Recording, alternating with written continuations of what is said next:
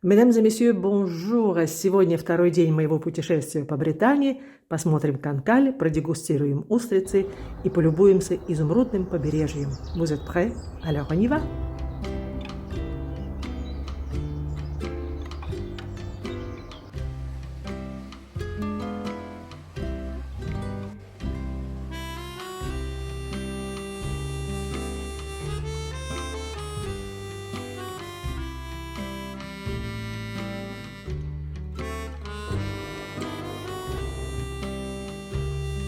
Прекрасная гостиница, прекрасный завтрак.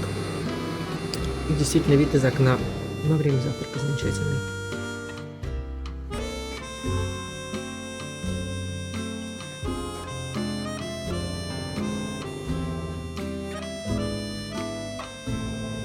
Девять часов утра, Канкаль, побережье.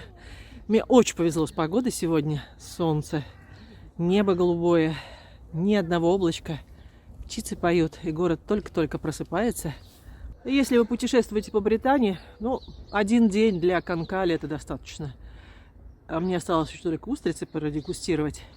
Чуть попозднее пойду. И еще сейчас поднимусь на этот холм и полюбуюсь окрестностями. Дальше мой путь лежит в Сен-Мало. Vue panoramique. Так, вот здесь. Вот такой здесь камень в Британии. И поэтому этот камень использовали для строительства домов. Этот камень. И здесь тоже постройка. И там тоже.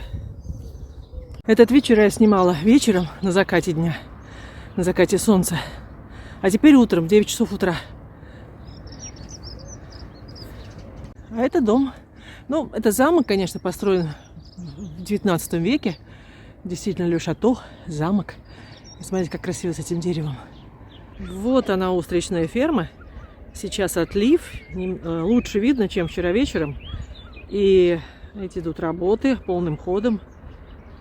И там внизу есть рынок, где можно продегустировать устрицы. Интересные цифры. 5000 тонн в год производят здесь устриц плоских. Канкаль именно. 340 гектар. 340 гектар ферма.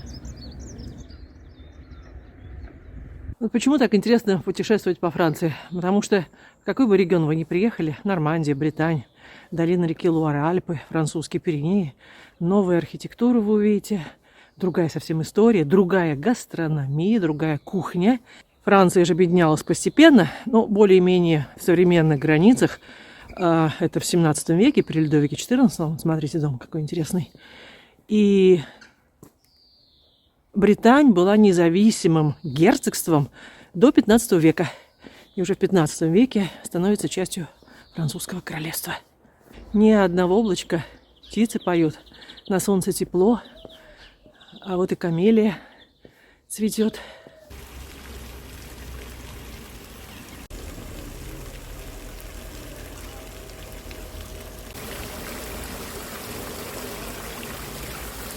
Еще я хочу посмотреть вот этот собор. Главный собор Канкаля. Я единственный здесь посетитель. Больше никого нет.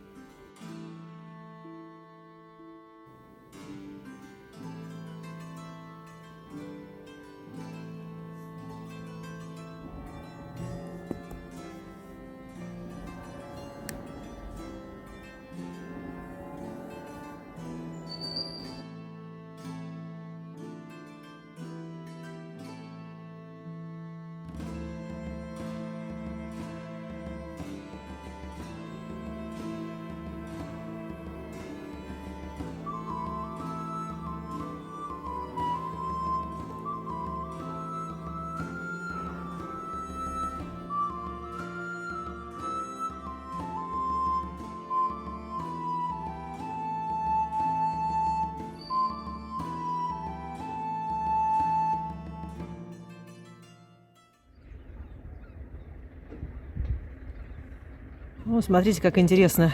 Калибра. Размер устрицы от 0 до 6. И завезли сюда когда-то японских устриц. Именно они позволили выжить устричному бизнесу. И Канкаль славится своими плоскими устрицами. Le vitre plate. О, здесь интересные советы дегустации устриц. Идеально, если вы продегустируете устрицы 2 дня или чуть-чуть больше после того, как их вынули из воды морской.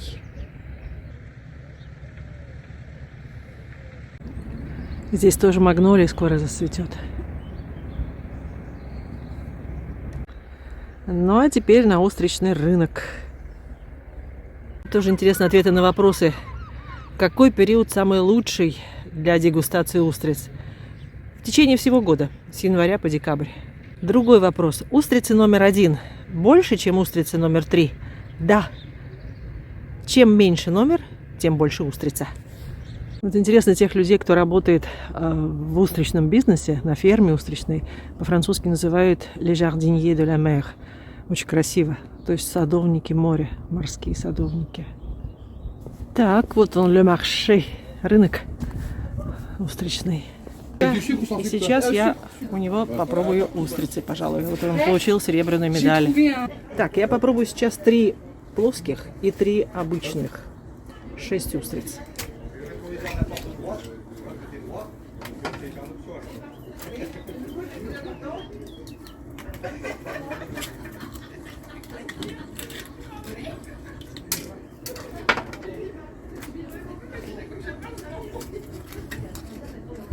Voilà. Ensuite, on passe à côté. Ok. Ah, Ça, c'est les creuses. et là, c'est un autre outil. Ok. Oh, c'est comme ça. Ah, je me suis trompé de pancarte. Oh mince. Ça, les gros, c'est ça. C'est là. Et puis ça, c'est là. Bon. Allez, on y va. Donc, alors, c'est un outil qui a été inventé dans les années 1950, à l'époque où il n'existait que des huîtres plates. La creuse n'existait pas. Il n'existait que des huîtres plates et on les trouvait seulement à Cancale. Donc c'est un Cancalais qui a inventé cet outil-là. Ah oui. Et il l'a appelé le cancalien. Oh. Ok.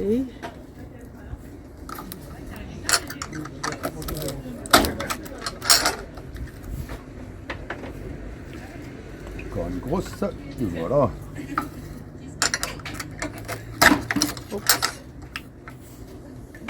Et voilà.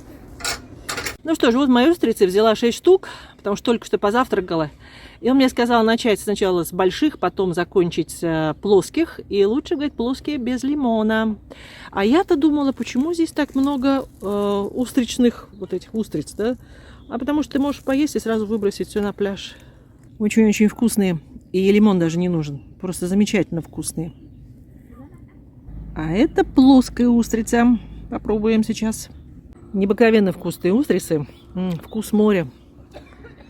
Очень вкусно. Вообще Канкаль мне очень понравился. Очень. Настоящая Франция. Безопасная. Чувствуешь себя очень уютно в этом городе. Теперь мой путь лежит дальше. Теперь будем знакомиться и любоваться изумрудным побережьем Британии. Let's go. Небольшой рыночек. Вот он. И теперь я иду к машине и поехали дальше.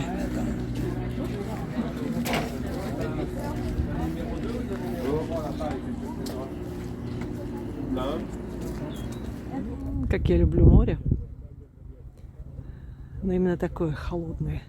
Здесь тропинка, и можно прогуляться вдоль побережья. Ой, какие краски. Действительно изумрудного цвета вода.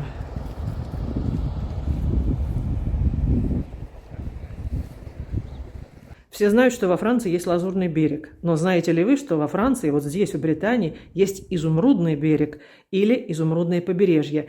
Изумрудное побережье простирается от Канкаль и до мыса Фреэль на севере Британии. Это примерно 60 километров. От Канкаль до мыса Груэн, куда я приехала, около 5 километров. Сюда и пешком можно прийти, если вы никуда не торопитесь. Или на машине приехать. Здесь оборудован бесплатный паркинг. С мыса Груэн открывается великолепный вид на залив Мон-Сен-Мишель. По прямой расстояние 25 километров. И в хорошую погоду можно увидеть знаменитый остров. А если повезет, то можно увидеть и дельфинов. Если кто-то из вас поедет по этому маршруту, советую приехать на мыс Груэн вечером. Самые красивые закаты можно наблюдать именно отсюда, с этого мыса.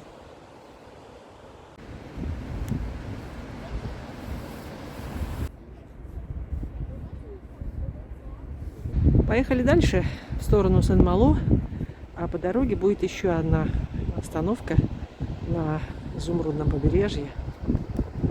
Там есть еще одна очень интересная достопримечательность.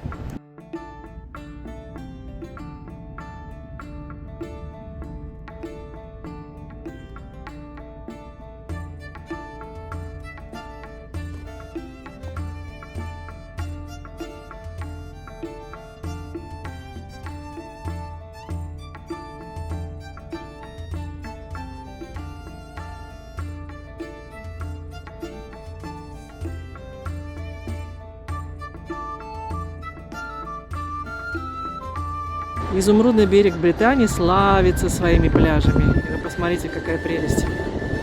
Какая красота. Боже мой.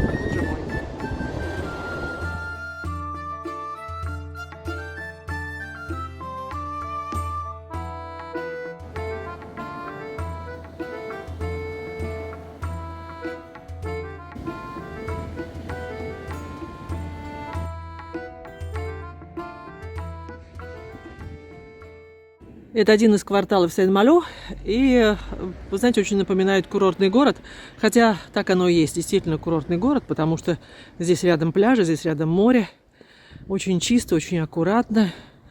И теперь я хочу посмотреть Les Rochers Sculptés. Rochers Sculptés по-русски можно сказать как скульптура на скалах. Rochers Sculptés. Дорога так называется. Chemin des Rochers Sculptés. Вот эта природа напоминает мне остров Рэ. Кто не видел видео Иль-де-Рэ, смотрите по ссылке. И тогда вы сможете сравнить архитектуру на острове Рэ, но это чуть по южнее, на побережье Атлантики, и архитектуру в Британии. Эта территория частная, и она принадлежит вот этому ресторану. Так что, если кто-то поедет так же, как и я, этим же маршрутом, то вы можете здесь и пообедать. Вот он ресторан, с правой стороны чайный салон с видом на море и на музей скульптур на скалах. Так, здесь касса, надо купить билет. Билет 5 евро, открыт с 10 до 12 и потом 2 часа до полшестого. Музей «Скульптурные утесы». Адольф Фуэре родился в Британии, стал священником под именем аббата Фуре. Он перенес инсульт, и после инсульта аббат стал глухим и немым. Был не в состоянии больше нести службу, он удалился в деревню Ротенёв. Тогда это была деревня, а сейчас один из кварталов Сен-Мало. И затеял грандиозный проект. Без каких-либо знаний и опыта священник стал вырезать из прибрежных скал прекрасные скульптуры. В течение 14 лет аббат Фуре вырезал из гранита фигурки разных персонажей, святых, известных людей своего времени, фантастических животных. Умер он в начале 20 века, оставив после себя этот небольшой музей под открытым небом. Музей насчитывает 300 скульптур, но, к сожалению, ветер и дожди постепенно разрушают каменные изваяния, и сейчас только 180 скульптур можно рассмотреть. И замечательная тропинка, прогулка вдоль моря. Облака появились, и цвет моря стал совсем другой. Я вам покажу с другой стороны музея, я уже вышла из музея. Он совсем небольшой, но скульптур там действительно очень много. А вот это уже скульптура, которая была сделана самой природой, волнами, морем, ветрами.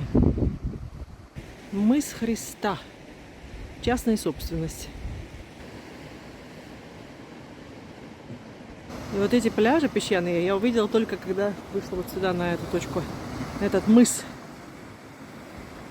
И там тоже пляж замечательный, песчаный. Вот такая тропинка. И обрыв с левой стороны.